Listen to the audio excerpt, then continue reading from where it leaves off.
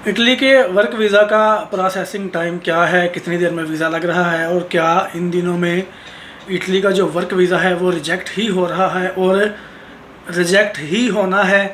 ये एक स्पेसिफिकली बात जो मैं एक्सप्लेन करूँगा कि क्या वीज़ा रिजेक्ट हो रहा है, ये तो एक बात है, लेकिन क्या रिजेक्ट ही होना है, इसका आउटकम यही रहना है कि ये रिजेक्ट ही हो, इसके मुतल्लक बात होगी इस वीडियो में।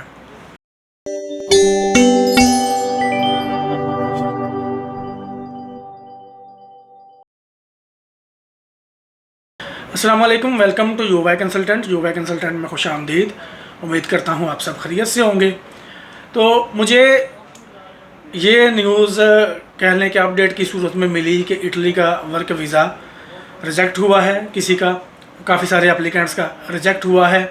और उसके साथ एडिशनल इंफॉर्मेशन के तौर पर किसी ने ये बताया कि ये अब रिजेक्ट ही होंगे, ये अब इटली वाले किसी को भी जो सीजनल वर्क वीज़ा है वो वीज़ा लगाकर नहीं देंगे। तो मेरी इस पर उन्होंने राय मांगी थी, मुझसे पूछा था कि इसका आपको क्या आपका जो अप्रॉक्सीमेटली अंदाज़ा है वो क्या है कि क्या होगा, क्या ये वीज़ा रिजेक्ट ही होगा। तो इस पर मैं अपनी राय इस वीडियो में दूंगा, जो कि सिर्फ मेरा ओपिनियन है। मैं आपको बताऊंगा कि ये चीज़, ये फ़ाइल और ये वीज़ा मिलना या ना मिलना किस तरह से काम कर रहा है।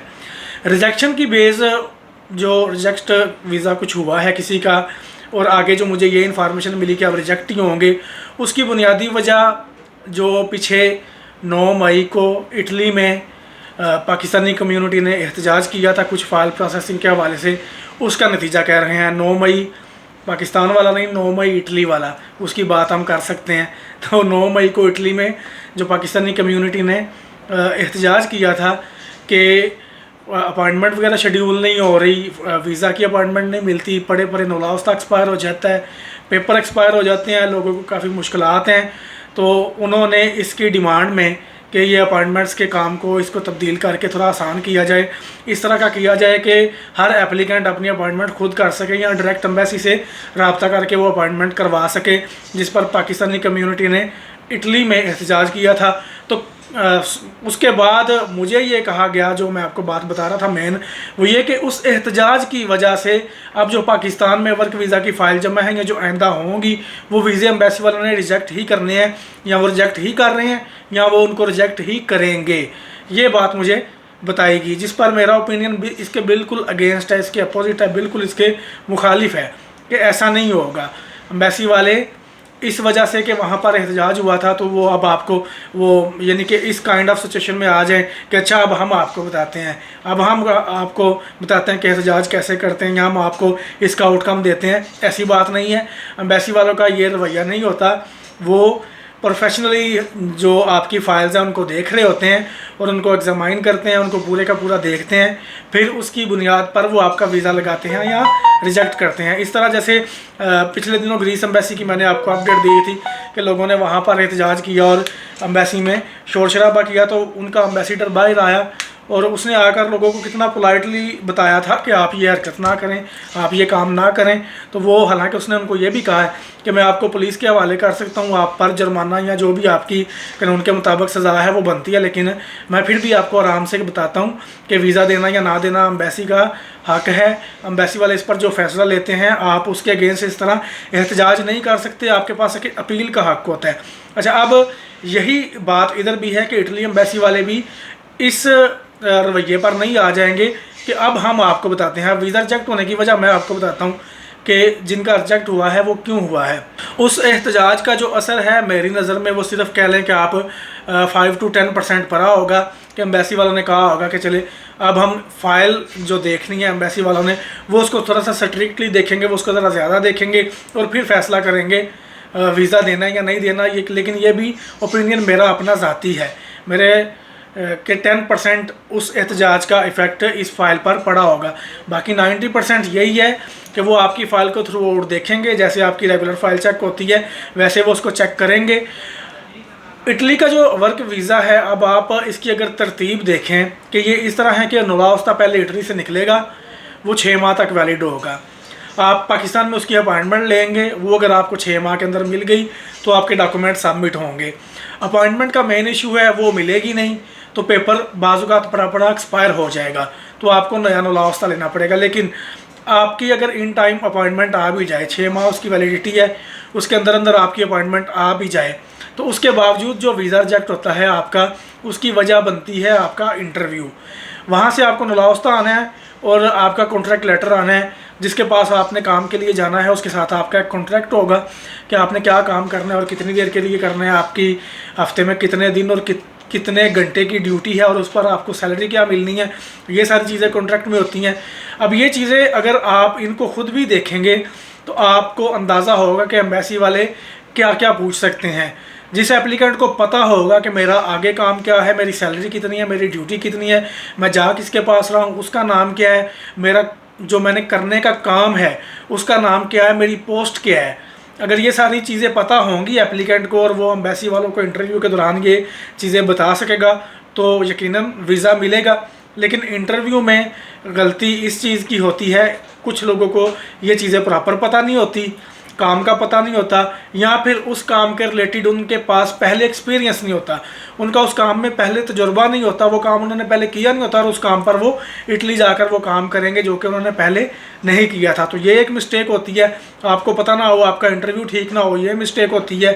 ठीक है, आप जो जिस काम पर जा रहे हैं उसकी मुकम्मल छानबीन करें और ये भी देखें कि आपको वो पहले से काम आता भी है या नहीं। तो ये मिस्टेक इंटरव्यू में होती है, जिसकी बेस पर एम्बेसी वाले वीज़ा रिजेक्ट करते हैं। वो इसकी बेस पर नहीं करते कि आपकी कम्युनिटी ने इधर एहतजाज किया था, तो अब हम आपको इधर आपकी फ़ाइल में बताते हैं। आप वहाँ पर एक कम्युनिटी के तौर पर एहतजाज हुआ है, यहाँ इंडिविजुअल एक फ़र्द को लेकर हम उसकी फ़ाइल रिजेक्ट करके आपको जवाब देते हैं। ये एम्बेसी वालों का रवैया इस तरह का नहीं होता। तो वो आपका इंटरव्यू वगैरह देखते हैं, आपसे जो बातचीत होती है उसको वो एक सीरियस संजीदा किस्म का इंटरव्यू करते हैं। वो हर एक एक लफ्ज़ आपका नोट करते हैं, और बाज़ात वो ये पूछते हैं कि आपका कॉन्ट्रैक्ट जब ख़त्म हो जाएगा उसके बाद आप क्या करेंगे। उसका जवाब भी बड़ा मैटर करता है।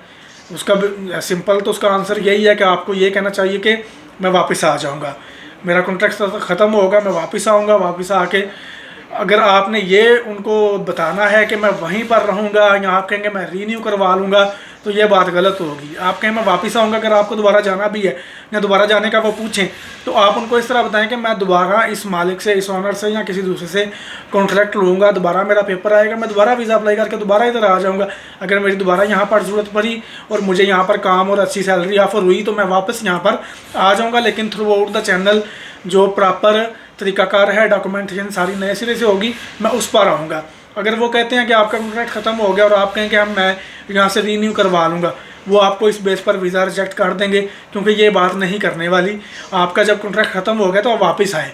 जो कानूनी तरीकाकार है, जो आपका बनता है, आप वो करें कि आप कॉन्ट्रैक्ट उनको बताएं कि जब मेरा कॉन्ट्रैक्ट ख़त्म होगा तो मैं वापस चला जाऊँगा, फिर मुझे ये सैलरी और ये टाइम और अपॉर्चुनिटी अगर मेरे अपने होम कंट्री की निस्बत अच्छी लगी, पाकिस्तान से मुझे ये लगा कि ज़्यादा बेहतर मैं वहाँ पर कमा रहा हूँ और मैं स्ट्रेस फ्री होकर काम करता हूँ, तो मैं दोबारा अप्लाई करूँगा, मैं दोबारा कॉन्ट्रैक्ट लूँगा और मैं दोबारा यहाँ पर आऊँगा अपने एक्सपीरियंस की बुनियाद पर। ये चीज़ आपने उनको कहनी है, तो आपका वीज़ा रिजेक्ट नहीं होगा। क्योंकि वर्क वीज़ा एक तो है सीजनल, दूसरा ये टोटली इस चीज़ पर मैटर करता है कि आपको काम आता क्या है और आपको पता क्या है, आप क्या करने जा रहे हैं, आपको पता भी है या नहीं। तो ये मेन बात है जिसकी वजह से इटली का जो वर्क वीज़ा है आजकल रिजेक्ट हो रहे हैं। सारे नहीं हो रहे, वैसे भी ये एक वैसी करने की बात है जी कि अब रिजेक्ट ही होंगे और रिजेक्ट ही हो रहे हैं, ऐसी बात नहीं है। जिनके ठीक इंटरव्यू हो रहे हैं और जिनकी फ़ाइल वगैरह प्रॉपर ठीक तरीके से बनी हुई है, उनको वीज़ा मिल भी रहा है। अगर एम्बेसी वाले आपसे पूछ रहे हैं कि आपको कॉन्ट्रैक्ट कैसे मिला है और आपका वहाँ जानने वाला कितना है, आपने इसकी फ़ीस वगैरह क्या पे की है, आपको कॉन्ट्रैक्ट कितने में मिला है, अगर आप उनको बता दें पाकिस्तानी अमाउंट जी हमें 30-35 लाख में मिला है, 50-60 लाख में मिला है, 70 लाख में पड़ा है, तो ये सीधा सीधा इलीगल काम है। इधर इस पर वो उनको कोई दूसरी बात पूछने की ज़रूरत ही नहीं है। डायरेक्ट आपका वीज़ा रिजेक्ट करके आपको उसी वक्त कहेंगे ठीक है जी बस जाएँ आप, आपकी बात यहाँ पर ख़त्म होगी। तो ये बात का भी आपने ध्यान रखना है कि आप उनको क्या क्या रहे हैं। ठीक है, कॉन्ट्रैक्ट आप एक्सपीरियंस की बेस पर लें और एम्बेसी वालों को भी एक्सपीरियंस की बेस पर ही बताएं कि मेरा इस काम में तजुर्बा है, मेरा इस काम में नाम है, मेरी क्रेडिबिलिटी है, मुझे ये काम अच्छे से करना आता है। ये नहीं कि मैंने ये काम पैसे देकर कॉन्ट्रैक्ट लिया है। ये बात सीधी सीधी आपके वीज़ा के लिए मौत है, जो यानी कि वीज़ा कैंसिल करवाने का सबब है अगर आप ये बात करते हैं। तो ये रही इटली के वर्क वीज़ा के हवाले से अपडेट कि क्या वीज़ा रिजेक्ट ही होगा। तो नहीं, ऐसी बात नहीं है, रिजेक्ट नहीं होगा। आप पॉजिटिव माइंडसेट के साथ फ़ाइल जमा करवाएं, वीज़ा आपको इंशाल्लाह मिलेगा।